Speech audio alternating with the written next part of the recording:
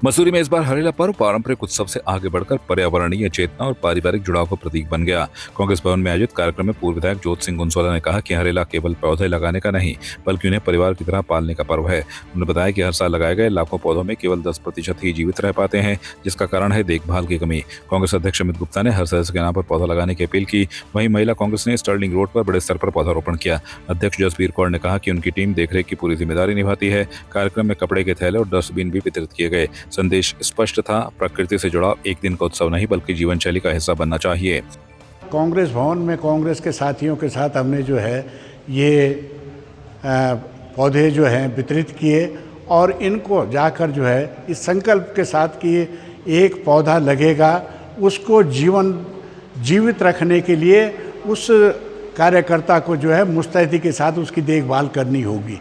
कहीं ऐसा ना हो कि जैसे सरकारी आंकड़े बता रहे हैं कि 100% में से मात्र 10% जो है पौधे जीवित रह पाए हैं। तो वो हमारा खाली एक जो है एक समय के साथ आज हरेला मना दिया, एक फ़ोटो खींच दिया, आपने मेरा वीडियो चला दिया, इससे काम नहीं चलने वाला। हम सबको संकल्प लेना है कि एक पौधा, जैसे कि प्रदेश की सरकार कहती है कि एक पौधा माँ के नाम, एक पौधा भाई के नाम, एक पौधा कार्यकर्ता के नाम, एक पौधा किसी के भी नाम हो, लेकिन वो पौधे को बचाने का संकल्प, उसकी देखभाल करने का संकल्प हम सब साथियों को लेना है। ये बहुत ज़रूरी है। देखिए, हमारे द्वारा हरेला पर्व आज पूरे प्रदेश में और पूरे हमारे शहर में बड़े धूमधाम से मनाया जा रहा है। हरेला पर्व का उद्देश्य सिर्फ पेड़ लगाना नहीं है, उसकी सुरक्षा करना भी है। इसीलिए जो पेड़ जो वितरित कर रहे हैं कांग्रेस भवन से, हम अपने कार्यकर्ताओं को देंगे, जो उनको अपने घरों के आसपास लगाएंगे, जिससे घरों के आसपास लगाने से उनकी सुरक्षा पूर्ण रूप से होगी। ये कार्यक्रम हमारा लगातार 1 सप्ताह तक चलेगा और हर वार्ड स्तर पर हम इस कार्य को करेंगे। और हमारे पास बहुत वृक्ष हैं, अगर किसी को भी वृक्ष चाहिए तो कांग्रेस भवन से उनको यहाँ से वितरित करेंगे, जिससे जो हमारा जो पर्यावरण है, जो असंतुलन आ रहा है, जो बर्फ़बारी कई समय से देखने को नहीं मिल रही है मसूरी में, तो ये पर्यावरण का असंतुलन है, जिसको संतुलित करने के लिए वृक्षों को लगाना ज़रूरी है और उनका रखरखाव करना बहुत ज़रूरी है। सिर्फ वृक्ष लगाना हमारा उद्देश्य नहीं है, उनको एक जीवन के रूप में देखा जाए और जीवन के रूप में देखते हुए जैसे हम अपने बच्चे को पाल कर बड़ा करते हैं, उसी तरह उस पेड़ को भी अगर हम पाल कर बड़ा करेंगे तो वो हमें छाया के साथ साथ फल भी देंगे और इस पर्यावरण को संतुलित भी करेंगे। आज हरेला पर्व के अवसर पर मैं पूरे अपने प्रदेशवासियों को बहुत बहुत बधाई देना चाहती हूँ। और ये पर्व जो है ये हमारे उत्तराखंड का लोक पर्व है, क्योंकि इस दिन हम लोग पूरे जो हमारे आसपास के क्षेत्र हैं उसमें पेड़ लगाते हैं और पर्यावरण की रक्षा करने का वचन लेते हैं।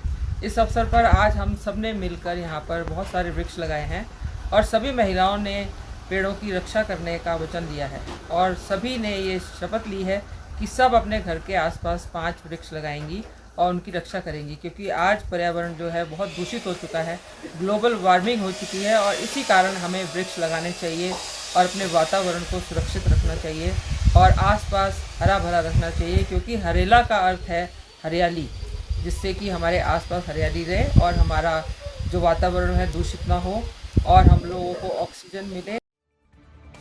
हरेला पर्व के मौके पर मसूरी के हिम सुरभि संग्रहालय में एल्डरबेरी फार्म की शुरुआत कर पर्यावरण और स्वास्थ्य को नया संदेश दिया गया। इस खास पहल के तहत 100 से अधिक एडलबेरी के पौधे लगाए गए। कार्यक्रम का शुभारंभ मुख्य अतिथि सभासद सचिन गुहेर और अन्य विशिष्ट अतिथियों ने पौधारोपण कर किया।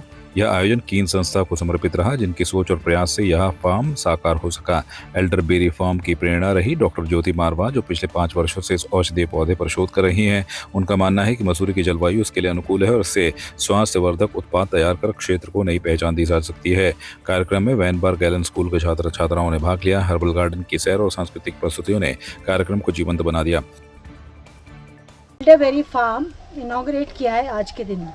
एल्डरबेरी एक ऐसा मैजिक बेरी है जो सर्दी, जुकाम, खांसी, फ्लू में हेल्प करता है और हमने ऑलरेडी इसके ऊपर एक्सपेरिमेंटेशन 4-5 साल से किया हुआ था।